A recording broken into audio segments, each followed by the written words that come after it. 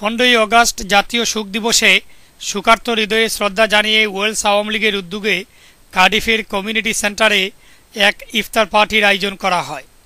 যুক্তরাজ্য আওয়ামী লীগের কেন্দ্রীয় সদস্য, ওয়েলস আওয়ামী লীগের ভারপ্রাপ্ত সভাপতির সভাপতিত্বে ও সাধারণ সম্পাদক আব্দুল মালিকের উপস্থাপনায় অনুষ্ঠিত ইফতার মাহফিলে দোয়া পরিচালনা করেন শাহজালাল মসজিদের খতিব হাফিজ মাওলানা বদরুল হক।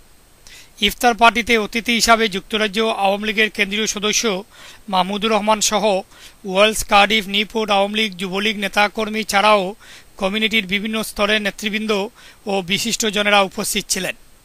দোয়ার মাধ্যমে সর্বকালের সর্বশ্রেষ্ঠ বাঙালি, বাংলাদেশের প্রতিষ্ঠাতা বঙ্গবন্ধু সহ নিহত সকল শহীদদের ও সদ্য প্রয়াত ওয়েলস আওয়ামী লীগের যুগ্ম সম্পাদক তুফায়েল আহমেদ তপু ও আব্দুল আই খালেদের আত্মার মাগফিরাত কামনা সহ বাংলাদেশ ও মুসলিম উম্মার সুখ, শান্তি ও সমৃদ্ধি কামনা করা হয়েছে। কার্ডিফ থেকে মকিস মনসুর, বাংলা টিভি নিউজ।